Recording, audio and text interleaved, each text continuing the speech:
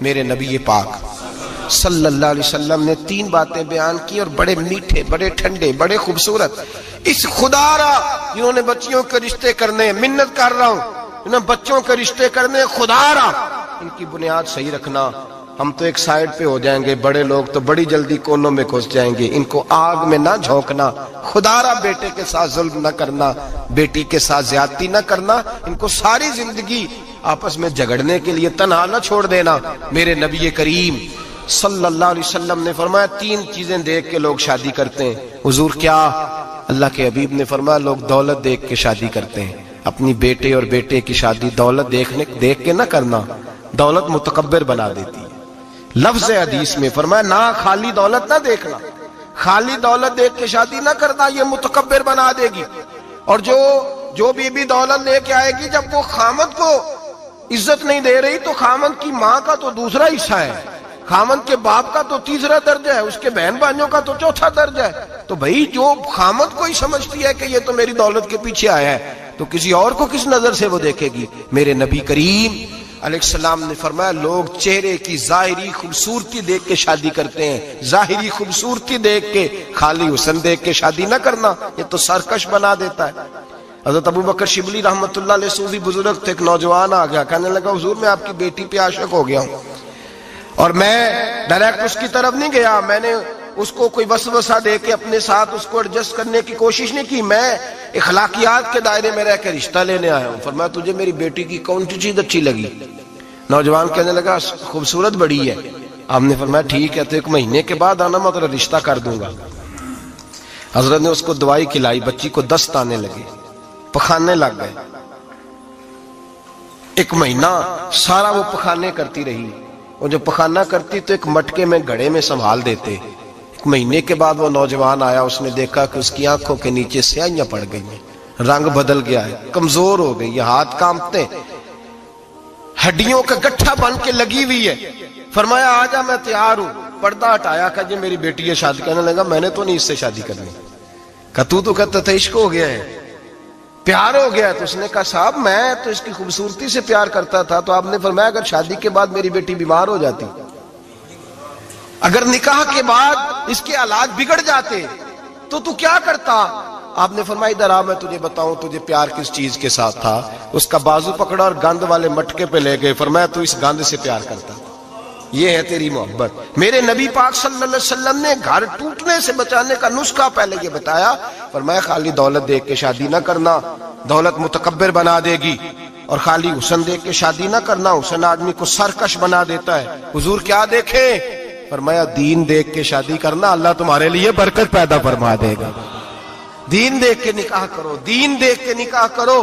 محبوبہ یہ دین والا لفظ کس کے لیے ہے؟ فرمایا ادھر آؤ، کائنات میں اگر اللہ نے سب سے شان والی بیٹی دی ہے تو مجھے دی ہے. اور میں اس علی کو دے رہا ہوں جس کا مکان بھی کوئی نہیں، کاروبار بھی کوئی نہیں، جس علی کا بظاہر کوئی بینک بیلنس نہیں، کوئی مربع نہیں، کوئی شے نہیں. حضور علی کے پاس کیا ہے؟ فرمایا میرا علی عشاء کے بعد قرآن شروع کرتا ہے تو فجر سے پہلے ختم کر دیتا ہے. میرا علی صبح کی نماز کے وقت تلاوت شروع کرتا ہے تو ظہر سے پہلے قرآن مجید پڑھ دیتا ہے. فرمایا رزق کھاتا ہے، تھوڑا کھاتا ہے پر حلال کا کھاتا ہے. فرمایا پاکیزہ روٹی کھاتا ہے. اور جب میدان میں نکلتا ہے تو برادری کے لیے نہیں نکلتا، جب تلوار لے کے نکلتا ہے تو یہ مکے کے لیے نہیں لڑتا، یہ تلوار لے کے نکلتا ہے تو قومیت کے لیے نہیں لڑتا. محبوب کس لیے لڑتا ہے؟ فرمایا یا خدا کے لیے لڑتا ہے یا محمد مصطفیٰ کے لیے لڑتا ہے. اس کی تلواریں پاکیزہ، نظریات پاکیزہ. دیکھو میں بیٹی کا نکاح کہاں کر رہا ہوں. میرے بھائی تو نے رشتے کی بنیاد ٹھیک نہیں رکھی تو یہ ٹوٹ گیا. لیکن ہاں آپ کہتے ہیں مصری صاحب آپ نے نیچے جو ہے نا وہ بنیاد، اس کی بیس جو تھی، نیند جو تھی وہ صحیح نہیں تھی تو دیوار گر گئی. جب بنیادی حسن تھا تو مان پڑ گیا، ختم ہو گیا معاملہ. جب بنیادی دولت تھی تو کب تک لالچ پورا ہوگا، کب تک آپ دیں گے؟ دین اللہ کرے ایسے لوگ بھی ملیں جو کہیں پہلے پوچھ لینا بچہ نمازی ہے کہ نہیں. اللہ کرے کہ رشتے ڈھونڈتے وقت یہ کوئی پوچھنے لگ جائے. اللہ کرے کہ کوئی پوچھنے لگ جائے کہ بچی پردہ دار ہے کہ نہیں. اللہ کرے کوئی پوچھنے لگ ہی جائے کہ بچہ قرآن شریف کے ساتھ دلچسپی رکھتا ہے کہ نہیں. اسے حضور کی نعتیں اچھی لگتی ہیں کہ نہیں. وہ نبی پاک کے نام کا نعرہ لگانا جانتا ہے کہ نہیں. کبھی اس کی آنکھوں میں مصطفیٰ کے لیے کوئی آنسو آیا ہے کہ نہیں. کبھی وہ تڑپا ہے کہ نہیں، کبھی وہ رویا ہے کہ نہیں، کبھی اسے محبوب پاک علیہ السلام کی غلامی پہ ناز ہوا ہے کہ نہیں، کبھی ایسا ہوا ہے کہ وہ سر پہ پگڑی باندھ کے، چہرے پہ داڑھی سجا کے، سفید رنگ کا جوڑا پہن کے شیشے کے آگے کھڑے ہو کے کہتا ہو آج میں بڑا سی لگ رہا ہوں اس لیے کہ میں اپنے محمد عربی کے لباس پہ لپٹا ہوا ہوں، اپنے رسول کا میں نے انداز اپنایا ہے۔ اللہ کرے ایسے بھی ہونے لگے، یہاں تک ہوتا ہے۔ اماں کہتی ہے بیٹے پیر صاحب سے کہنا تھوڑا موقع دیں، تیری شادی کر لیں، اس کے بعد ٹھیک ہے پھر داڑھی شاڑی۔ تو میں کہا کرتا ہوں بیوی لانی کاہے کو ہے جسے داڑھی پسند نہیں، لانی کاہے کو ہے جس کو داڑھی پسند نہیں۔ قرآن مجید فرقان حمید نے میاں بیوی کا جو رشتہ بیان کیا ہے نا، اس رشتے کو آپ سمجھیں جو قرآن پاک نے میاں بیوی کا رشتہ بیان کیا۔ کہن لباس لکم وانتم لباس لہن،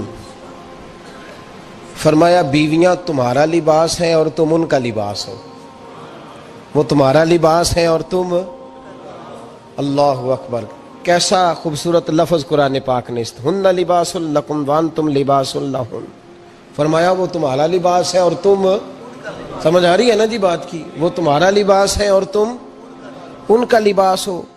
تین خوبیاں تو ہر لباس میں ہوتی ہیں، تین چیزوں کے لیے لباس پہنا جاتا ہے، تین چیزیں، تین قسم کی آسائشیں لباس میں پائی جاتی ہیں، اس پر تو تمام مفسرین کا اتفاق ہے۔ سب سے پہلی چیز، لباس جو ہوتا ہے وہ بندے کو گرمی اور سردی سے بچاتا ہے۔ سخت سردی میں لباس لے لیں تو بندہ سردی سے بچ جاتا ہے۔ اس کا مطلب یہ ہوا کہ میاں بیوی ایک دوسرے کا لباس ہیں، اگر بیوی کی طرف کوئی تکلیف آتی ہے تو میاں اس کو بچاتا ہے، اور اگر میاں کی طرف کوئی تکلیف آتی ہے تو عورت اس کو بچاتی ہے۔ میاں بیوی ایک دوسرے کا لباس ہے۔ لباس کیا کرتا ہے؟ لباس آدمی کے عیب چھپاتا ہے، اس کے وجود پر کتنے دھبے ہیں، کتنے نشان ہیں، وہ سارے چھپا لیتا ہے لباس۔ میاں بیوی ایک دوسرے کے عیب چھپانے والے ہوتے ہیں، عیب بتانے والے، رونا رونے والے نہیں ہوتے کہ بی بی جب بھی میکے گئی اس نے جا کے رونا شروع کر دیا، اتنی میں تانگو دوسرا ہے ہی کوئی نہیں، اور خاوند صاحب جب بھی ملے انہوں نے ایک ہی راگ الاپنا شروع کر دیا کہ میری کیا بات تھی، مجھے مل کیا گیا ہے، میں کیا تھا، میرے ساتھ ہوا کیا ہے۔ تو لباس ہیں، ایک دوسرے کا عیب چھپائیں گے، بولیے ایک دوسرے کا عیب چھپائیں گے، ایک دوسرے کی غلطیوں کی پردہ پوشی کریں گے۔ اور تیسرا لباس کا کیا مقصد ہوتا ہے؟ لباس شخصیت کا آئینہ دار ہوتا ہے۔ لباس آدمی کی اچھی اور خوبصورت طبیعت کا حصہ ہوتا ہے۔ جو لباس ہوتا ہے وہ انسان کو زینت بخشتا ہے، خوبصورت کر دیتا ہے۔ داڑھی والا آدمی ننگے سر پھرے تو خوبصورت نہیں لگتا، ٹوپی پہن لے تو بڑا پیارا لگتا ہے، ٹوپی پہنے تو بڑا، اور اگر امامہ باندھ لے تو نور نالا نور ہونا شروع ہو جاتا ہے۔ اللہ کرے آپ خوش ہو جائیں، آمین تو کہہ دیں، اور اللہ کرے فجر کی نماز آپ امامہ باندھ کے پڑھ لیں، آمین تو کہیں۔ چلو کونی جنہ دی داڑھی نہیں انہوں نے رکھنی چاہیے دیئے، جنہ دی نہیں ہونا نو موضوع نہیں تھا، پر ہماری بھی مجبوری ہے، داڑھی آئی جاتی ہے، ہر موضوع میں شامل ہو جاتی، رکھنی چاہیے۔ سب یاد رکھیں لباس آدمی کو زینت دیتا ہے۔ قرآن مجید کے لفظوں پہ غور کرو، اگر تو شادی کے بعد بیوی کے آنے کی وجہ سے خامد کو سکون نہیں ملا تو اس کا مطلب ہے اس نے گھر کو زینت نہیں دی، اور اگر شادی کے بعد اس بچی کو تحفظ نہیں ملا، اس کو اپنے گھر کے اندر سکون نہیں ملا، تو اس کا مطلب ہے خامد نے اسے زینت، اس لباس نے زینت نہیں دی۔ میاں بیوی ایک دوسرے کا لباس ہے۔ اس مقدس رشتے کو اسلام نے باندھا، اور لباس کہہ کے باندھا۔ میرے رسول کریم علیہ الصلوۃ والسلام نے پہلے تو خارجی لوگوں کو منع کیا ہے۔ میری ذاتی رائے یہ ہے کہ میاں بیوی کی ذاتی لڑائی کوئی بھی نہیں ہوتی، ذاتی لڑائی، میری باتوں کی سمجھ تو آ رہی ہے نا آپ دوستوں؟ کوئی نہیں آ رہی؟ اللہ جزا دے آپ۔ میاں بیوی کی ذاتی لڑائی کوئی نہیں ہوتی۔ ہوتا پتہ کیا ہے؟ لڑکے سے پوچھیں کہ بتائیں جناب کیا حال ہے، تو کہتے ہیں بیوی میری صحیح ہے، اس کے گھر والے نہیں صحیح۔ سنا آپ نے بھی کبھی یہ لفظ؟ تو اسی طریقے سے اگر لڑکی سے پوچھیں کہ تیرا کیا حال ہے، تو کہتی ہے خامن تو میرا دھیان رکھتا ہے، اس کی اماں نہیں خیال رکھنے دیتی۔ تو لڑائی جو ہوتی ہے وہ تیسرے آدمی کی وجہ سے ہوتی ہے۔ تیری اماں آئی تھی تو اس طرح کہہ گئی، تو تیرا بھائی آ گیا تھا تو وہ یہ کہہ گیا، تیسرے فرد کی وجہ سے۔ میرے نبی کریم علیہ الصلوۃ والسلام نے تیسرے بندے کو سمجھایا ہے، تیسرے فرد کو حضور نے سمجھایا ہے۔ نبی پاک علیہ الصلوۃ والسلام نے فرمایا خبردار، ماں، بھائی، بیٹا، باپ سارے لحاظ کریں، بسنے دے میاں بیوی کو۔ اگر شادی کر دی ہے تو ان کو سکون سے رہنے دو۔ تم دو جملے کہہ کے چلے گئے، کوئی عیب نکال کے جو چھپا ہوا تھا خاوند کی نظر میں وہ نکال کے بتا دیا کہ تیری بیوی یہ کام بھی کرتی ہے، اب تم تو ہٹ گئے وہ بات کہہ کے۔ اب انہوں نے اکٹھے رہنا ہے، ان کی زندگی مصیبت کا شکار ہو گئی، آزمائش میں آ گئے وہ دونوں، ساری زندگی کڑتے رہے۔ ایک عیب نکال کے لڑکی کے گھر والے لڑکے کا اسے بتا کے چلے گئے تیرے خامد میں یہ عیب پایا جاتا ہے، وہ ساری زندگی کڑتے رہیں گے، تکلیف میں رہیں گے۔ انہوں نے تو اکٹھے رہنا ہے۔ بتانے والا چلا گیا، میرے رسول کریم صلی اللہ علیہ وسلم فرماتے ہیں لعنتی ہے وہ شخص، لعنتی ہے وہ شخص۔ یا رسول اللہ کون سا؟ فرمایا جو بیوی کو مرد کے خلاف اکساتا ہے اور مرد کو بیوی کے خلاف اکساتا ہے، وہ لعنتی ہے، ملعون ہے، رحمت الہی سے دور ہے وہ شخص۔ انہیں قریب کرنے کی کوشش کر، تو ان کے اندر محبت پیدا کرنے کی کوشش کر۔ میرے نبی کریم علیہ الصلوۃ والسلام نے جب حضرت سیدہ فاطمہ الزہرا رضی اللہ تعالی عنہا اور جناب سیدنا علی المرتضیٰ رضی اللہ تعالی عنہ کی شادی کی تو نبی پاک نے دونوں کے سر جوڑے اور دونوں کے درمیان محبت کی دعا فرمائی، دونوں کے درمیان محبت کی دعا فرمائی۔ اور نبی پاک صلی اللہ علیہ وسلم حضرت فاطمہ کے سامنے جناب علی کے فضائل بیان فرماتے، اور جناب علی آتے تو نبی پاک فرماتے فاطمہ تو میرے وجود کا حصہ ہے، وہ تو میرے جگر کا ٹکڑا ہے۔ تو ان دونوں کے درمیان الفت پیدا، یہ سب سے پہلے تو خارجی لوگ اس بات کا خیال کریں، سب سے پہلے تو خارجی لوگ خیال کریں، توجہ دیں، ان کو بکھرنے سے بچائیں۔ اب میاں بیوی بھی سمجھ لیں کہ ہماری ذمہ داریاں کیا ہیں۔ مسند امام احمد بن حنبل میں حضرت ابو درداء رضی اللہ تعالیٰ عنہ سے حدیث مروی ہے، نبی کریم صلی اللہ علیہ وسلم کی بارگاہ میں ایک خاتون نے آ کے عرض کیا، یا رسول اللہ صلی اللہ علیہ وسلم مجھے بتلائیے خاوند کا حق کیا ہے۔ یہ جو حدیث سنانے لگا ہوں نا، یہ بیٹی کو سنانی ہے، جا کے یہ ٹیلی فون کر کے بہن کو سنانی ہے، صرف بیوی کو سنانے کی نہیں ہوتی یہ چیزیں۔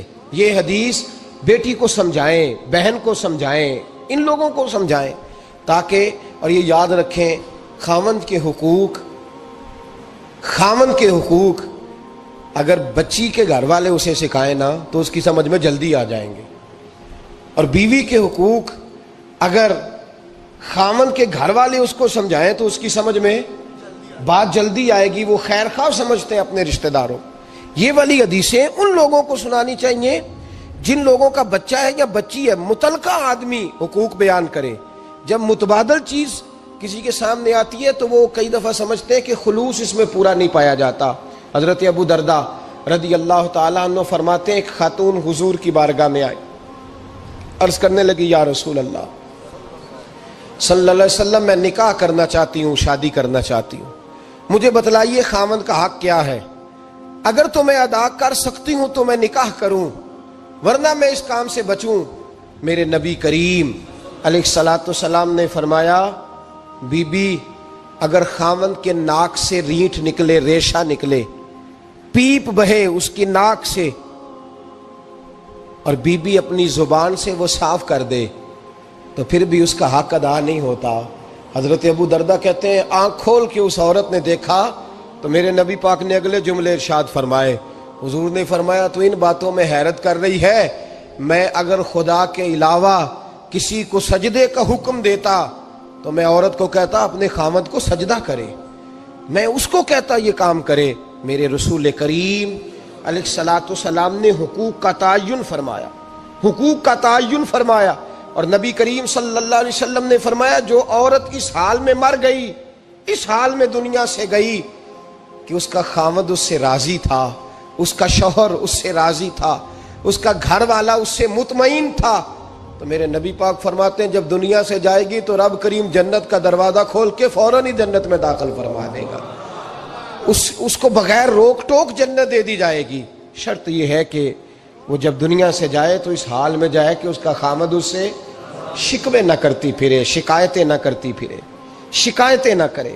ہمارے زمانے میں شکایتیں ہوتی ہیں اور خواتین عورتیں اس بات کو سمجھتی نہیں کہ اللہ نے جو میرے نصیب میں رکھا تھا اور جو خامد رب نے میرے لیے پسند کیا تھا وہ اللہ نے مجھے عطا فرما دیا ہے۔ وہ شکوے کرتی ہیں، شکایات کرتی ہیں، اور دوسری عورتوں کو سامنے رکھ کے وہ فلاں کے حصے میں یہ چیز آئی، فلاں کے حصے میں یہ چیز آئی، فلاں کا خامد یوں کرتا ہے، شکوہ کرتی ہیں۔ میرے رسول پاک علیہ السلام نے فرمایا عورتیں کثرت سے جہنم میں جائیں گی، کثرت سے۔ تو ایک صحابی رو پڑے، ایک حدیث میں لفظ یہ ہے رو پڑے، عرض کرنے لگے یا رسول اللہ وہ ہماری مائیں بھی ہیں، بیٹیاں بھی ہیں، بہنیں بھی، حضور جہنم میں جائیں گی؟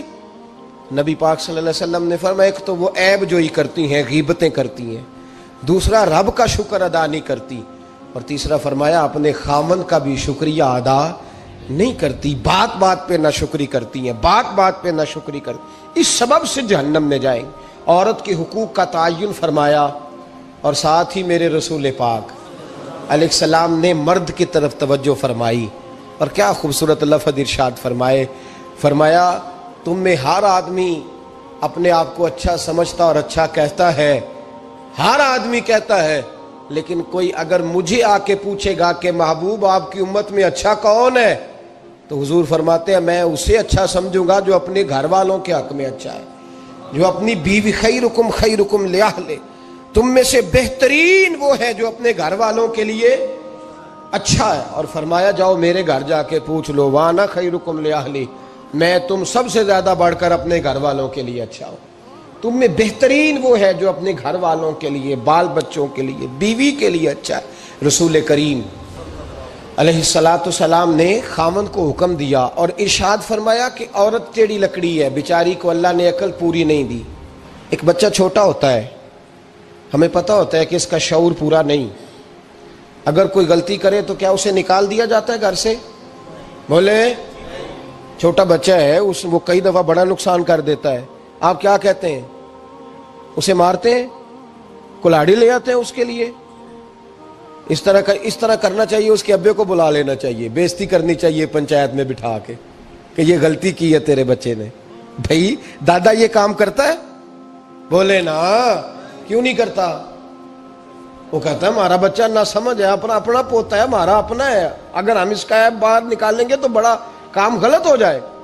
لیکن وہی ابا جی جب بہو کوئی غلطی کر بیٹھتی ہے تو پنچایت بلاتے ہیں، لوگوں کے سامنے معاذ اللہ تعالیٰ بڑی کڑوی کسیلی باتیں کرتے ہیں، ایسی باتیں کرتے ہیں کہ جو ان کی بیٹی کے بارے میں کہی جائے تو وہ کبھی پسند نہ کریں، اتنے سخت جملے کہے جاتے ہیں، بیٹی والے کو رسوا کیا جاتا ہے۔ میرے نبی کریم علیہ السلام نے فرمایا یہ ٹیڑھی لکڑی ہے، بیچاری کو اللہ تبارک و تعالیٰ نے اپنی حکمت کے تحت عقل عادی عطا فرمائی ہے، تم اگر چاہو گے سیدھی کرنا تو یہ ٹوٹ جائے گی، سیدھی نہیں ہوگی۔ حضور کیا کریں؟ فرمایا اس کے ساتھ گزارا کرو، اللہ تمہیں اجر عطا فرمائے گا، اس کے ساتھ وقت گزارو، اللہ تمہیں اس کا، یہ ذہن بنانا چاہیے خامند کو کہ یہ، اور خامند کی ذمہ داری ہے۔ اعلیٰ حضرت رحمۃ اللہ علیہ نے فتاوی رضویہ کی 24ویں جلد میں بالتفصیل لکھا ہے، آپ فرماتے ہیں خامند کی ذمہ داری عورت کو کپڑا فراہم کرنا، روٹی فراہم کرنا، رہنے کے لیے گھر دینا، نان نفقے کا خیال کرنا، اور آپ فرماتے ہیں اگر وہ مطالبہ کرے تو ہفتے میں ایک دن اس کے ماں باپ سے ملانے بھی لے جا سکتا ہے۔ ہفتے میں جی کوئی نہیں بول دے تسی، ہفتے نہیں، یہ نہیں صحیح لفظ، ہر ہفتے اے سوکھ ہے، کدوں ملان کھڑنا ہے؟ پاویں نہ بولو، گل جڑی سچی ہو تے سچی ہے، ملان کدوں لے جانا ہے؟ اچھا اپنی اماں نو روز ملدا ہے سویرے شام، تے وہ کہندی مینوں بھی اماں نو ملا لیا، تے کہندا روز نہیں جائیدا، تے تم بھی نہ ملا اپنی اماں نو روز بھائی۔ دیکھیں نا اعلیٰ حضرت فرماتے ہیں ہفتے میں ایک دفعہ ماں باپ سے بولے۔ بیٹی کا پیار ماں باپ سے زیادہ ہوتا ہے کہ بیٹے کا؟ لو تو سارے انہوں پتا ہے، یعنی تسی گھٹ کر دے ہو نا، تاں بیٹی دا نام لیا جے، صحیح بات کر رہا ہوں؟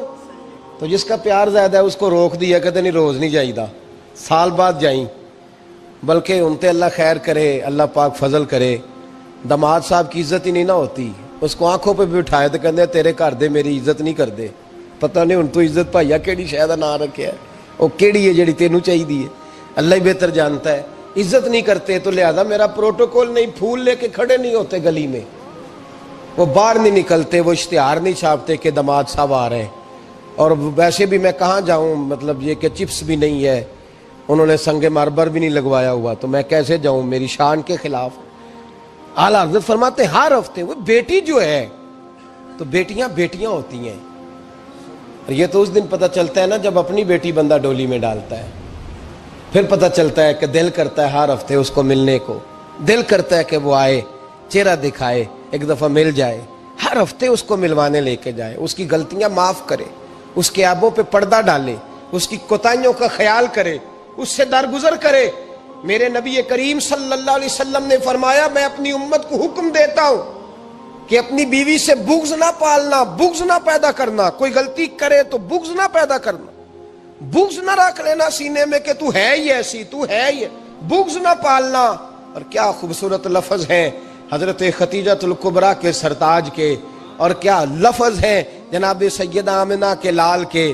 میرے نبی پاک فرمانے لگے اگر تمہیں اپنی بیوی کی کوئی عادت ناپسند ہے تو غور کر لو، ڈھونڈ لو، اس میں ایسی بھی عادت تمہیں ضرور مل جائے گی جو تمہیں بڑی پسند ہوگی۔ ڈھونڈ لو، غور کر لو، مل جائے گی، کوئی ایسی بھی مل جائے گی جو تمہیں بڑی پسند ہوگی، وہ بھی تمہیں مل جائے گی۔ ڈھونڈو تو صحیح، تلاش تو کرو، بغض کی اینک نہ لگانا، بغض کی اینک لگا کے دیکھو گے تو کچھ نہیں ملے گا۔ نبی رحمت سید عالم صلی اللہ علیہ وسلم، پہلی بات یہ ہے کہ اللہ کے حبیب نے تعین فرمایا، اور پھر عملی طور پر حضور نے وہ چیزیں کر کے دکھائیں۔